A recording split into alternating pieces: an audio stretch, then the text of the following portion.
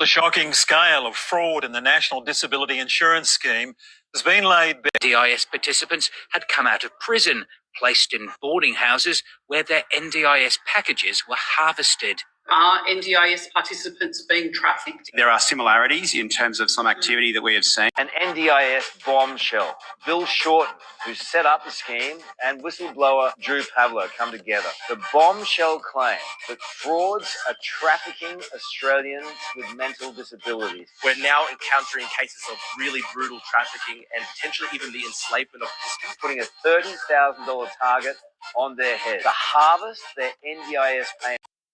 They're behaving like this is all a new revelation. But in 2022, I shared information about this and I was forced to remove it. Because at the time, I was working in a confidential capacity and I shared information that was provided to me confidentially. I had been contracted by several different disability organisations who had been contracted by the government to work on the independent review of the NDIS. This involved me collecting information from participants and advocates who had found out information about the lack of integrity in the scheme, about fraud, abuse, neglect, exploitation of people with disability and their NDIS plans. So the more people were talking about how wonderful providers were and what angels they were to be doing these jobs, the more I started to reveal the information I had learned. And I got into trouble for that. But now it seems that everybody else is allowed to share it. Even Bill Shorten, who is privy to more information than I ever had. So I don't care now what trouble I get into, and I don't care if this means that I never get any work again because people need to know the fucking truth.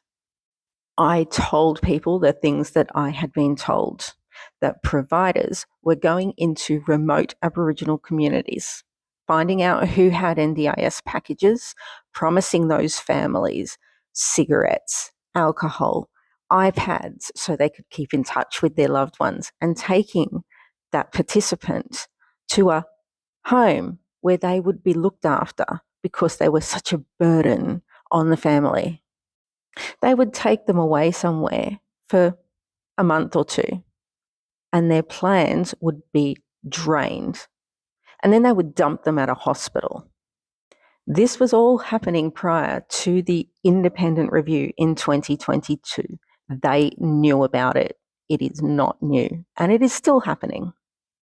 People with severe intellectual disability, acquired brain injury, people who could not manage their own plans, who were NDIA managed, but under the public guardian, had no idea what was going on, no idea who was supposed to be looking after them.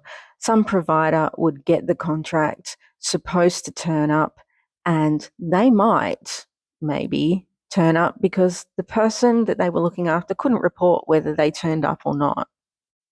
Some of those people died, and very few of those are reported in the media.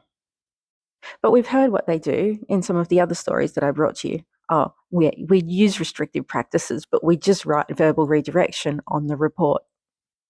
And these are registered providers, some of them extremely well known in the sector with great reputations.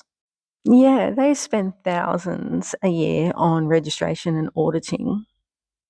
But it's very easy to make one manager the scapegoat for everything that is wrong within the company, have them banned, and just keep moving on, business as usual. After working on the independent review, I realised how very fucking privileged I am to be in the position that I'm in, but it also made me realise how much I need to hold on to the capacity to be able to continue managing my own supports. And the providers don't want that. They want to control it. So we are fighting for our lives to be able to retain that control, and they want it taken away. And the government want to take it away from us as well, because every little mistake that I make, an auditor comes in and rips me to shreds.